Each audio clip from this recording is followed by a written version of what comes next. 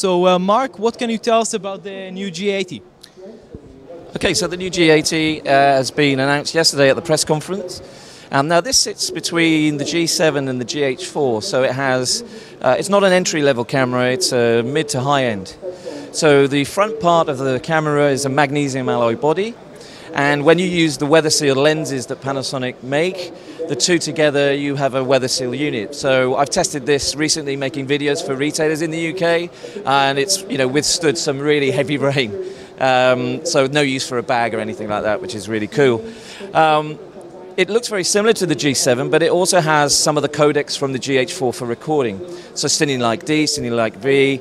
You can use the monitor on the G80 monochrome, so you can use focus peaking. So it's a serious stills camera, but also could be a B camera to a GH4, or actually you could use it for filming.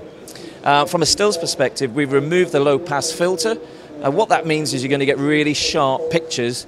I've tested this recently at a wedding, and I have to say that when I did editing afterwards, I still had a little bit of play where I could edit further, so I didn't have to worry about any artifacts. So some manufacturer cameras can be too sharp. This gets it just about right. Within that, we've got a new shutter mechanism, and that new shutter mechanism reduces camera shutter shock by about 90%, so it has a tolerance level of about 10%. So when you mix that with, say, a bright lens, the new inbuilt stabilization, which is now dual IS2, so it's an advance over the GX80, you mix all that new technology together, you get low light shots with low shutter speed, basically blur-free. I'm not going to say it's definitely blur-free, but it's a lot sharper than the other Lumix G cameras I've used.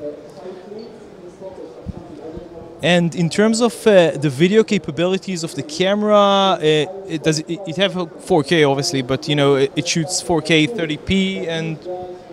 Yeah, it shoots 4K 30p, and also we have 4K photo, which is 30 frames a second, and you can take 8 million pixel stills from video in the camera.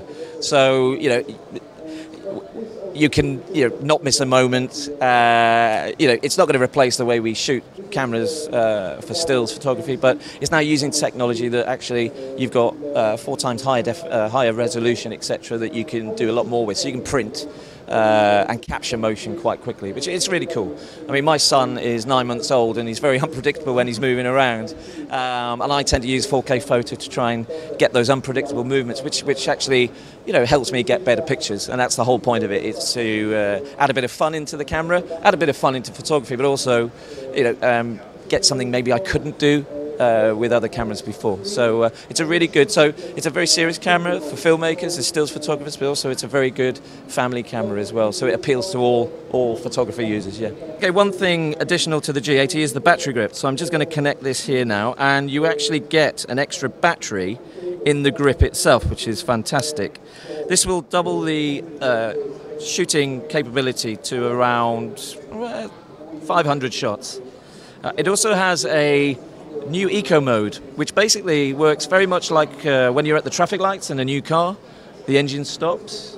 So with the viewfinder, what happens is when it doesn't sense any use of the camera, the eco mode kicks in, everything is switched off, but the camera's actually still got enough power so that when you actually depress the shutter again, it comes on.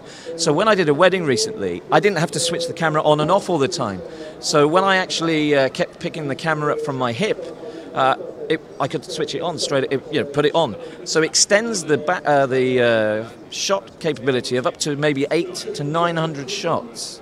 So when I used 2 of these at this wedding, I didn't have to use the battery grip battery, which is incredible because I was shooting full HD, 4K stills and so on. So the eco mode is very good. So let's move to the FZ 2000.